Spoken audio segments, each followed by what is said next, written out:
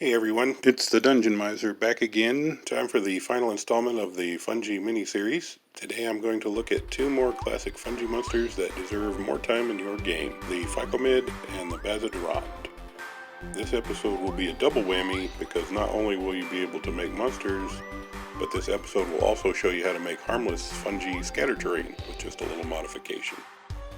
The Phycomid is actually a cluster of symbiotic fungi that work together to murder you with acid.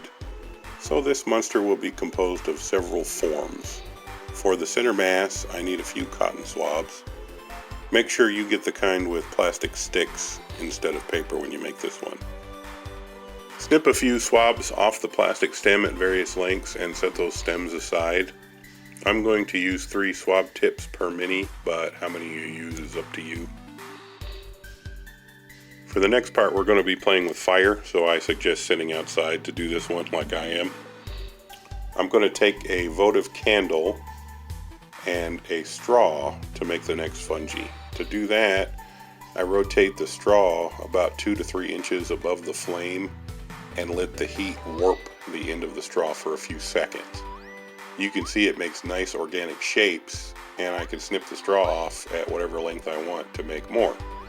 I'm doing 3 for each one of these minis, but you can make as many as your straw allows.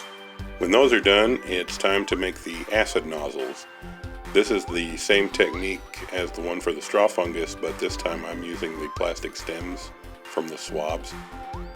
You can see they make nice little acid cannons when they're warped.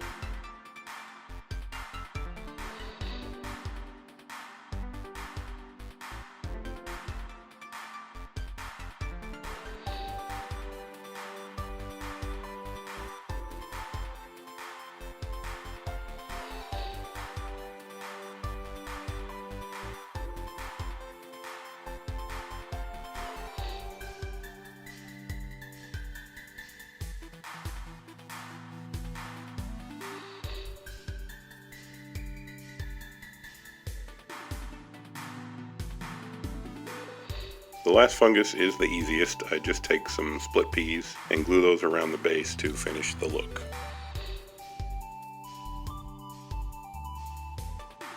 Before I did my regular priming, I soaked the cotton swabs with Mod Podge to keep the cotton from getting thready and unraveled when I painted it.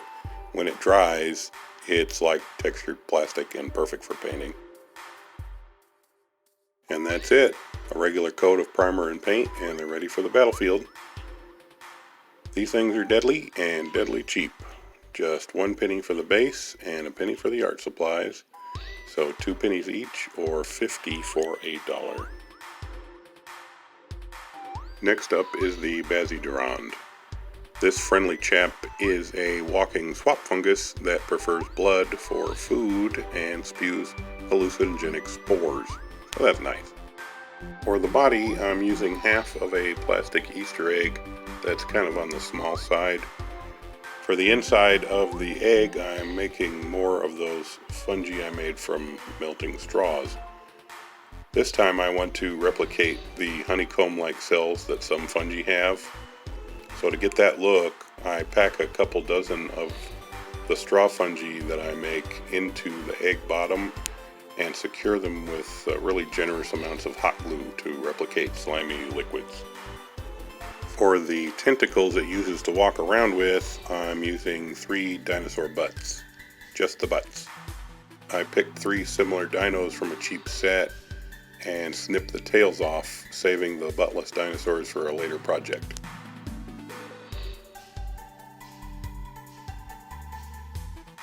Once those are cleaned up, each one is secured to the bottom of the egg with a blob of glue, sort of like a tripod.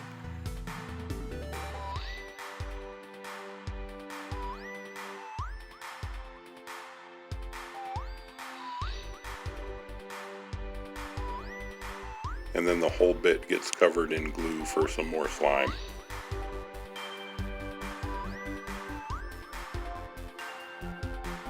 I want to cover up that smooth egg shape, so once the glue is set on the tentacles, I glue around the edge of the egg and along the sides to break up the geometry and to make it look like a more slimy and more organic creature.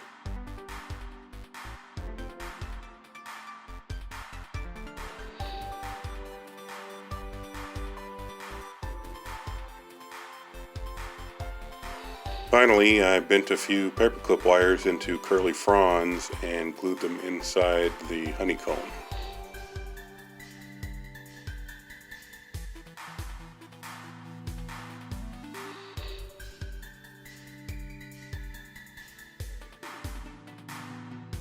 Base, prime, and paint, and it is ready to terrorize your players.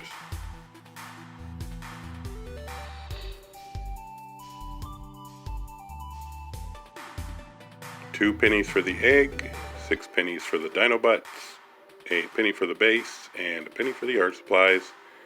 So that's 10 pennies each, or 10 for $8.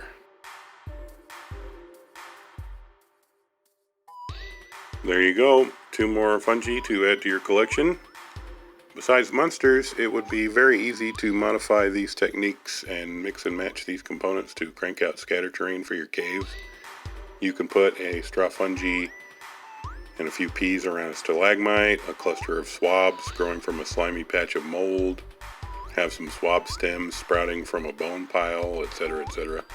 You can also give your goblin enclaves and orc forts more character with a few fungus farms, overgrown shaman huts, and if one of those patches happens to move and spit corrosive fluids, just roll a d20 and hope for the best. Don't forget to like, comment, and subscribe, and thank you so much for watching.